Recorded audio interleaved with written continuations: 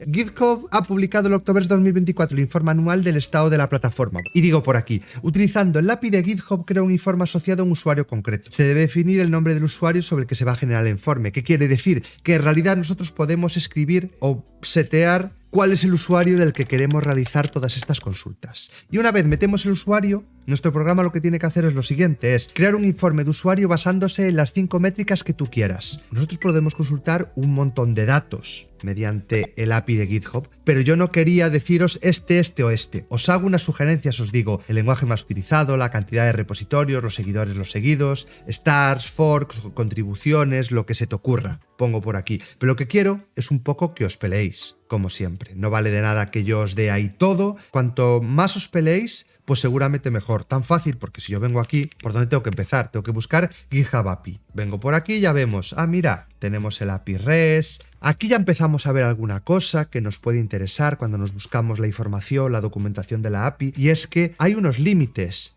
¿Esto qué quiere decir? ¿Que quizás yo puedo utilizar el API de GitHub de manera gratuita? Es más, puedo utilizar el API de GitHub incluso sin autenticarme. Yo le puedo lanzar, si no me equivoco, 60 peticiones al API a la hora, sin necesidad de que yo tenga ni que generar un access token, ni un app ID, ni nada. Es decir, simplemente tirándole peticiones a la URL. Así que hay que ir buscando. Fijaos que entramos en la documentación, ya nos dice cómo tenemos que hacer hasta las autenticaciones, el rate limit. Mira, decía 60 peticiones, son 50 peticiones a la hora. Es decir, que hasta podemos empezar sin hacer nada. La autenticación, las guías por aquí, prácticas comunes, toda la parte de la API, paginación, librerías, ¿qué más? Mira, diferentes scripts que podemos utilizar con lenguajes, permisos, mira, hasta para GitHub Actions. Bueno, me parece genial. De hecho, si empezáis aquí a echarle un ojo, tendréis hasta librerías que empaquetan cómo utilizar el API, un montonazo de cosas, que es, de verdad, bastante simple.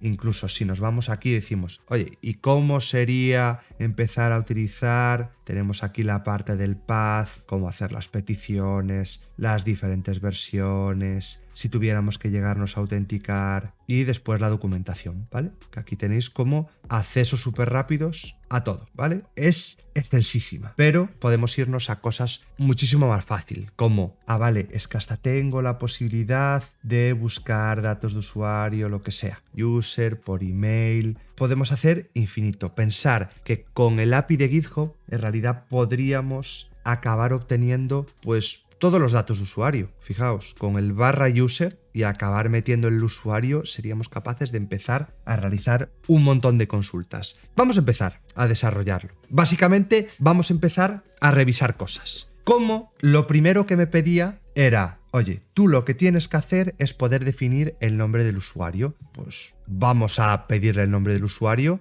y ya está, así tampoco nos complicamos mucho. ¿Qué podríamos hacerle? Pues simplemente vamos a montar un input y lo primero que vamos a hacer es preguntarle, para hacerlo ya por terminal, lo podríamos meter por aquí. Esto, cuando yo no soy súper preciso en algo, es para que vosotros toméis la decisión que mejor os encaja. Así es la forma también de practicar. Entonces yo voy a hacer un input para pedírselo por terminal el nombre del usuario. Introduce el nombre de usuario de GitHub, ¿vale? Y aquí me voy a guardar una variable que sea username, ¿vale? Y una vez ya tenemos este nombre de usuario, vamos a empezar a hacer las consultas. Para sacar estadísticas muy simples, el API es gigante. Tampoco es cuestión de que ahora nos pongamos a hablar de todo el API porque si no estaríamos infinito. Pero hay una forma muy fácil de empezar a hacer consultas. Fijaos que aquí ya nos está diciendo cuál sería, para empezar, la URL base. Así que creo que lo primero que voy a hacer, base URL, es definir la URL base del API. Porque basándonos en ella le vamos a hacer diferentes peticiones a distintos paths. Para que tengáis muy claro cómo hacer peticiones a un usuario, y encima el ejercicio yo creo que era bastante fácil porque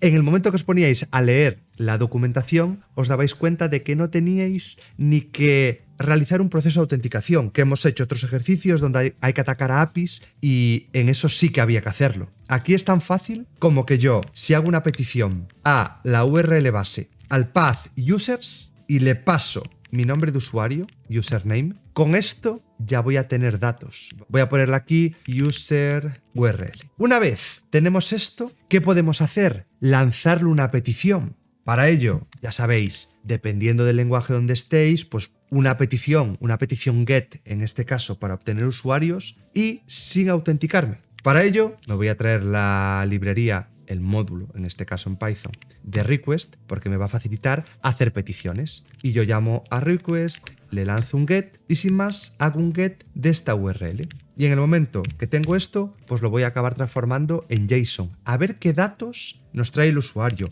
User data, le voy a poner por aquí. Esto lo vamos a hacer súper rápido. Después le iremos controlando así algún error, pero ya para que veamos cómo vamos a ser capaces de sacar cierta información. Yo ahora lanzo esto. Me va a decir introduce el nombre de usuario de GitHub y hago por aquí Mouredev. No fastidies que ya nos saca el superchurro este. ¿Veis cómo no era tan difícil? Ya aquí me está dando información. El identificador, dónde está mi avatar, la URL de los seguidores. ¿Por qué? Porque puede que tengamos que seguir concatenando peticiones. Mira, el nombre de Twitter, repositorios públicos, GIST, seguidores, siguiendo. ¡Ojo! Que aquí ya hay estadísticas. Entonces, de aquí yo ya puedo empezar a extraer datos y después ya veremos si extraemos más datos según las cosas que nos ponga por aquí, ¿ok?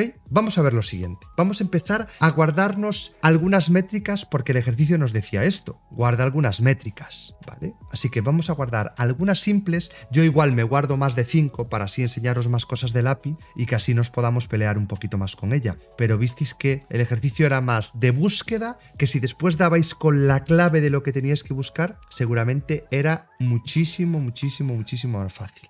Vamos a hacer una cosa, simplemente para hacer una prueba. Voy a venir por aquí y le voy a meter un usuario que no exista. Y vamos a ver qué imprime. ¿Veis esto? Message not found. Esto es lo que vamos a tener de la petición, incluso del status. ¿Qué podría hacer si yo quiero controlar, por ejemplo, un error? Después de hacer la petición, yo le puedo hacer un if y le puedo decir, sí, existe el campo status, ¿no? Si el campo status está en user data y dentro del user data, el campo status, ahora que ya sabemos que existe, status, es igual ¿a qué? A 404. ¿Qué podría acabar haciendo aquí? Por ejemplo, le hago un print y le digo pues que el usuario, el que me ha metido, username, no he encontrado, ¿no? Y me hago un return. Y que se acabe esto en caso de que estuviéramos en un bucle o lo que sea. Es tan fácil como esto. O decimos, ¿cómo podemos hacer para que después esto se acabe deteniendo, se acabe rompiendo, lo acabamos parando, lo que sea? Bueno, igual esto lo podríamos meter en una función. Puedo hacer, pues mira, para que quede todo un poquito más bonito, vengo por aquí, me creo una función y hago generate GitHub report. Y aquí le paso el nombre de usuario,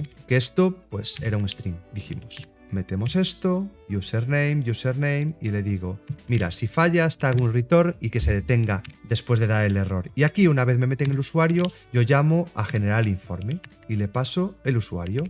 Vamos a ver lo que pasaría ahora. Lanzo de nuevo y le meto un usuario super random. ¿Qué me va a decir? Usuario bla bla bla no encontrado. ¿Por qué? Por el status 404. Lo volvemos a lanzar. Ahora le voy a meter Mouredev. Vemos que ya me printea los datos. Perfecto. Entonces ya hemos controlado que el usuario no exista. Vamos ahora revisando todo lo que nos sacaba, qué estadísticas nos podemos acabar quedando. Vamos a quedarnos con métricas para generar pues una especie de informe o algo así. De momento voy a ir guardando datos. Por ejemplo, esto no es una métrica, pero es un dato que puede ser interesante. Es decir, sin más, yo me voy a ir quedando con algunos datos como cuáles que ya voy a ir encontrando. Mira, el login ya lo teníamos. Vamos a ver qué cosas podemos ir encontrando. El avatar, la URL, los seguidores si quisiera obtener los seguidores en concreto, los GIST, ¿vale? Si el usuario es público o no es público. Fijaos, nombre, ¿vale? Pues me voy a quedar con el nombre. Está guay, ¿no? Más cosas que me podría acabar quedando del usuario. Pues me puedo acabar quedando la compañía. Y le voy a meter unos valores en caso de que no encontrara estos datos. Yo le podría decir, pues mira, nombre desconocido, compañía desconocida, para cuando después los empecemos a mostrar. ¿Qué más cosas tenemos? Mira, teníamos hasta la descripción. Eso me da un poco igual. Mira, el usuario de Twitter, podemos sacarlo. Pero yo aquí ya empiezo a ver, de verdad, estadísticas bastante importantes. public repos, es decir, cuál es el número de repositorios públicos que tienes tu usuario. Por defecto, le voy a decir que tiene 0. Esta ya sería una estadística real, lo otro eran como datos sin más. Mira, repos. Podríamos sacar los hist, son como los snippets de códigos que yo también tengo. ¿Cuánta gente sigo? ¿Cuántos seguidores tengo? Ya lo tonto, con esto vamos a sacar 4 estadísticas. Seguidores y los que estoy siguiendo. Podríamos sacar más, pero vamos a quedarnos con esto, 4 estadísticas. ¿Por qué? Porque quiero seguir buscando más datos. Yo aquí os ponía ejemplos que podría estar guay, las contribuciones, el lenguaje más utilizado. Si quisiéramos hacer una petición ahora para recuperar los repos, ¿cómo podríamos hacer? Si os fijáis, aquí nos salen hasta diferentes URLs que yo podría acabar consultando para obtener datos extra. Imaginemos que ahora yo quiero también estadísticas de los repositorios. Repos URL. También tenemos algo súper fácil para acabar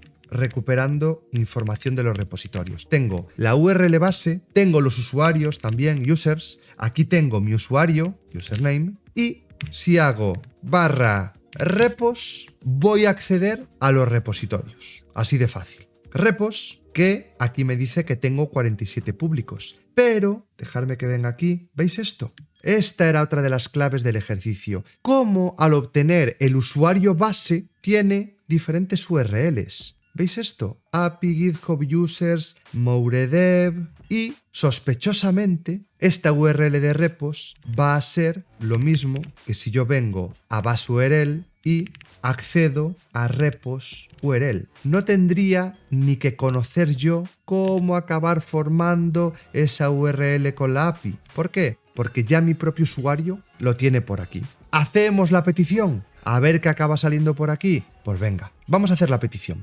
Vamos a llamar a request, vamos a hacerle un get y vamos a pasarle el repos URL. A ver qué vamos a acabar encontrando aquí. Aquí, dependiendo de cuántos repos tengáis, yo voy a empezar por aquí. Vale, como hicimos antes. Puse userdata, repos data. Voy a lanzar esta petición y voy a imprimirla, para que os hagáis una idea de qué va a tener este repos data o si tenemos que acabar haciendo algo. Pensar algo muy importante. Cuando nosotros hacemos una petición de un endpoint que pueda acabar teniendo muchos elementos, lo lógico sería acabar haciendo una petición paginada. Vamos a ver lo siguiente. Vengo por aquí. Nombre de usuario. ¿Qué tenemos aquí? Response 200. Ok. ¿Qué quiere decir? Que nosotros podemos hacer una petición y parece que ya nos trae los repos. La lanzamos de nuevo. Preparaos lo que tenemos aquí. ¿Os dais cuenta? Esto que tenemos aquí, el churraco que tenemos aquí, es información sobre los repositorios. Yo me empecé a traer todos los repositorios y aquí no lo vemos nada claro. Si formateáramos este JSON,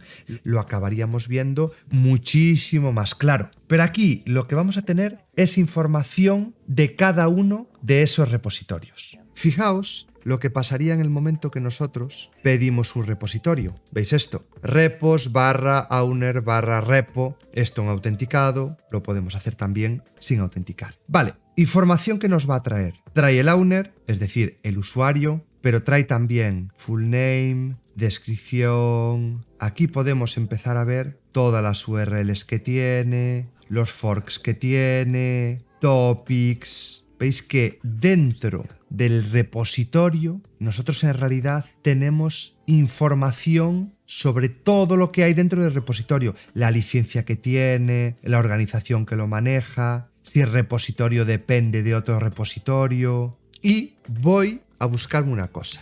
Vale, algo que puede tener el repositorio es el lenguaje. Esto está bastante guay. ¿Qué quiere decir esto? Que podríamos también revisar cuál es el lenguaje principal de repositorio, los forks que tiene, counts, watchers. Aquí tenemos también las estrellas, la gente que le ha hecho star. Vamos a empezar a sacar un montón de información. ¿Qué quiere decir? Que yo ahora que tengo la lista de repositorios, ¿qué podríamos hacer? En el momento que tenemos todos estos repositorios, ¿por qué no los revisamos todos y empezamos a obtener estadísticas de los repositorios. Yo podría hacer for repo in repos data. Y ahora aquí tendríamos que pensar, pues, cuál sería la información de cada repositorio que queremos acabar sacando. Podríamos decirle, pues mira, pues para cada repositorio quiero acabar mostrando las estrellas que tiene y también los forks que tiene y también me voy a ir quedando con el lenguaje principal. Y así vamos montando, pues ahora ya unas estadísticas en base a los repositorios, ¿ok? Podríamos hacer algo así. Vale, vamos a obtener la información de estos repositorios. A ver si somos capaces de quedarnos con esta información de la que estábamos diciendo. Cosas con las que nos queremos quedar. Stars. Entonces, yo dentro del repositorio, dentro de cada uno de los repositorios, yo ahora podría hacer un get de ¿qué? ¿Cómo se llamaba el parámetro que teníamos aquí para definir las estrellas? Stargazers count. Y por defecto, si no encontrara algo, le voy a decir que tenga 0. También me voy a quedar pues con los forks. Y para los forks count. Y me voy a quedar con el lenguaje. Repo.get y el lenguaje language. Veis que tenemos un montón de información más, pero que no importa. Simplemente me voy a quedar con estos 3 porque junto a los 4 que ya teníamos antes, pues ya tenemos muchas más estadísticas. Y después, si se nos ocurre algo, pues le metemos alguna más. Vale, lenguaje, estrellas y forks. Ahora estaría guay, por ejemplo, ir mostrando de cada repositorio las estadísticas. ¿Qué pasa? Que yo ya tengo esta información por aquí. Entonces, antes ya de meterme con los repositorios, yo podría empezar a mostrar estadísticas o, sin más, intentar quedarme con de cada repositorio, cuántas estrellas tiene, cuántos forks, y voy a intentar guardarme una estadística para quedarme con el lenguaje que más utilizo. Por ejemplo, así generamos 4, 5, 6, 7 estadísticas, aunque las stars y los forks las metemos por repositorio para que quede aún más bonito. Vale, pues ¿qué podríamos hacer en este caso? Creo que podría ir generándome pues hasta un report, algo así como crearme un mapa pues con todo lo que tenemos aquí. Voy a quitar el print, que ya no me hace falta. Voy a crear un mapa, report, y voy a empezar a meter toda esta información y ya me la guardo como mi informe, pero en este caso ya simplemente le voy a ir a dar una clave, nombre, compañía, repositorios públicos, los his, ¿vale? Seguidores, seguidos, y de momento este es el principio del informe. Una vez tenemos esto, ¿qué podríamos hacer? Pues incluso ya imprimirlo, todo esto. ¿Cómo podríamos imprimir todo esto? Antes ya los teníamos, pero sin más, imagínate que yo ahora vengo por aquí y hago un print. Informe del usuario y aquí teníamos Mouredev, ¿no? Username. Y aquí sin más, imagínate que yo fuera guardando un informe o lo que fuera. Informe para el usuario, voy a poner aquí 2 puntos y el usuario Mouredev. ¿Qué podría hacer? Un for, me pongo a recorrer todo esto. ¿De qué? La clave, el valor. ¿En dónde? En el report, ¿no? ¿Qué es este report? Al final tenemos los ítems, porque esto va a ser un mapa. Y yo podría acabar imprimiendo pues la clave, por un lado. Esto os lo pongo así por si quisierais ir guardándolos. Y aquí le voy a poner el valor, que en realidad lo que me va a mostrar es lo que ya tiene aquí dentro. ¿Por qué? Porque ahora lo que vamos a meterle a continuación es la información del repositorio en sí. ¿Qué quiere decir? Que yo ahora puedo venir por aquí y hacerle un print y le voy a decir repo. Nos vamos a repo, get, y esto teníamos forma de quedarnos con el nombre o lo que fuera. Mira, tenemos algo así como full name. Pues perfecto, vengo por aquí y me quedo con el full name. Ya está. Una vez ya tenemos esto, yo para cada uno de los repositorios, de hecho esto lo podemos hacer con saltos de línea, para cada uno voy a tener stars, forks, de cada uno de los repositorios voy a pintarle las estrellas, que en este caso yo ya podría pensar, es que ¿para qué le voy a hacer un get? Si sin más yo podría hacer la petición ya aquí,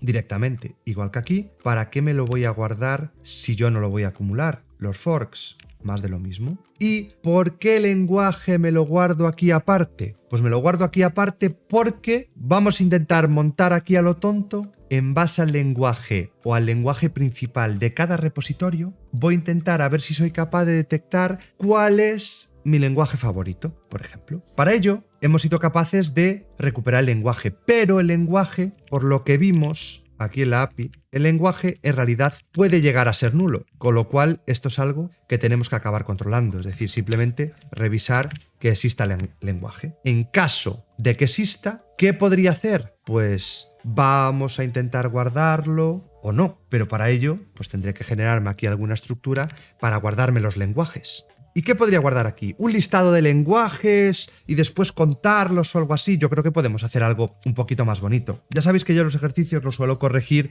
sin utilizar pues mecanismos súper propios del lenguaje ni que hagan cosas automáticas y rápidas. Estos son lenguajes para pensar y sobre todo basándonos pues en los mecanismos más clásicos que tenemos en cada lenguaje. Después, cuando nos especializamos en un lenguaje, yo aquí en Python ya tendría la posibilidad de recorrer todos, de guardármelos, de contarlos, etc. Pero bueno, vamos a hacerlo así como un poquito más a mano. Yo primero reviso que el lenguaje exista y después lo que podríamos hacer es, por ejemplo, crearnos aquí un mapa donde la clave fuera el nombre del lenguaje. Es decir, nombre del lenguaje. ¿Y cuál podría ser el valor? Pues guardarle el número de veces que este lenguaje es el favorito. Algo así como, claro, que fuéramos incrementando en 1 cada vez que encontramos en el lenguaje, pero para eso lo tendríamos que controlar. Eso sería si el lenguaje está en nuestro mapa de lenguajes como clave, significa que ya ha aparecido este lenguaje antes y lo podemos incrementar. En caso contrario, ¿qué tendríamos que hacer aquí? Acceder a estos lenguajes y sin más decirle que vale 1, inicializamos el contador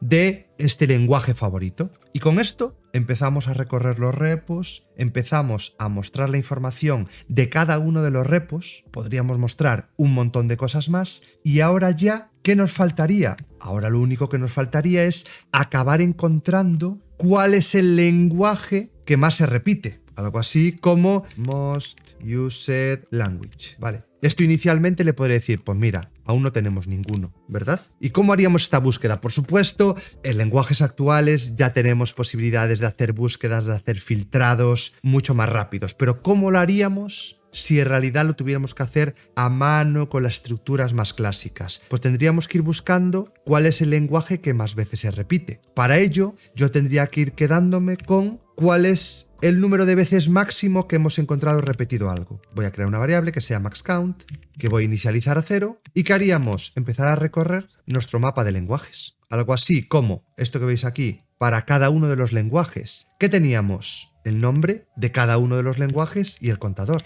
¿En dónde? En los lenguajes. Esto lo recorro, ítems, igual que hicimos con el mapa anterior. ¿Y qué empezamos a hacer? Sí, el contador, este count, es mayor que el contador máximo, significa que hemos encontrado un lenguaje que se repite más veces que el lenguaje que nosotros detectáramos como el que más se repetía.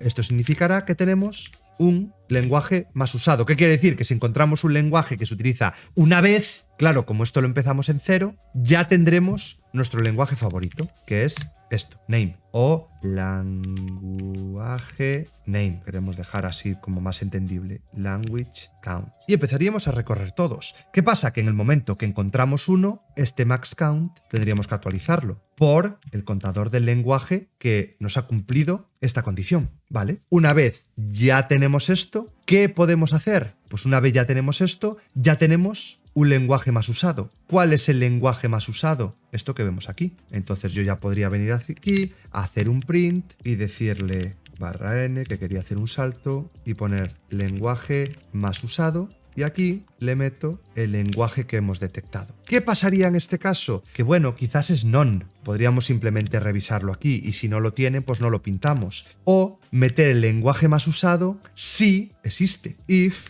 existe. Y si no, else, lenguaje más usado, le ponemos, pues por ejemplo, desconocido, ¿vale? Y creo que así ya lo tendríamos. Ya tendríamos unas cuantas estadísticas. Si quisiéramos más estadísticas, podríamos calcular en qué porcentaje está este lenguaje o lo que fuera. Bueno, a partir de ahí os podéis poner a inferir un montón de estadísticas o iros a la API y empezar a revisar pues cuántas más cosas podemos acabar mostrando, ¿vale? Y vamos a sacar las estadísticas de nuestro usuario. Fijaos, ¡hala! ¿En qué? En nada lo hemos hecho esto. Fijaos, nombre, Bryce Moure, compañía, MoureDev, repositorios públicos, 47, los hist, los seguidores, 25.000, seguidos, 2. Y ahora, fijaos, cada uno de mis repositorios públicos, repo About Swift UI, Adviento, Android Developer Roadmap. ¿Veis que aquí van saliendo cada uno de los repositorios? Bueno, está bastante bien. Aquí, si no me equivoco, como tengo 47 y creo que las peticiones las hace de 100 en 100, ya tendríamos todos mis repositorios. Si tuviéramos muchos repositorios, esta petición, lo que tendríamos que hacer es, por defecto, esta petición de repos la podríamos ir paginando. ¿Qué quiere decir? Que podríamos hacer una petición de decir, hey, dame los repositorios de la primera página del 0 al 100. Imagínate. Y después de la segunda página de ese 100 a la siguiente página. Es decir, dame de página en página. Nosotros le podríamos acabar metiendo por aquí, por ejemplo, la petición get. Nosotros tenemos posibilidad de paginar. Mira, para un repo le podríamos ir marcando las páginas. Ok, y le podríamos ir incrementando página a página y así ir haciendo búsquedas de una manera un poquito más controlada. Aquí sí que es cierto que como son poquitos, pues no hay ningún problema. En caso de que fueran más o que quisiéramos obtener todos de algo concreto, pues podríamos empezar a paginar. Vale, vamos a seguir viendo lo que hace con cada uno y qué acaba pasando al final. Lenguaje más usado, Swift. ¿Qué queremos tener aquí? Voy a hacer un print solo para que os hagáis una idea de cómo nos hemos quedado con el listado de lenguajes, con todos esto. Aquí lo recuperamos y aquí metemos los contadores. Os lo pongo aquí al final solo para ejecutarlo una vez y que lo podáis ver. Fijaos, este es el recuento. De los que han salido por aquí, 8 repos con Swift, 1 con HTML, 4 con Python, Astro, JavaScript, Ruby, Kotlin, C#. Es decir, en repos en los que ha detectado que hay un lenguaje primordial. Porque claro, el campo language este es para los repos en los que tiene un lenguaje dominante. En otros, donde ya hay varios lenguajes compitiendo por cuál es el que más, pues esos ya no los suele sacar. ¿Vale? Entonces, siguiendo esta regla, el que me ha salido es Swift, ¿ok? Entonces también que lo tengáis en cuenta. ¿Por qué? Porque tiene una mayor parte del repo con este lenguaje.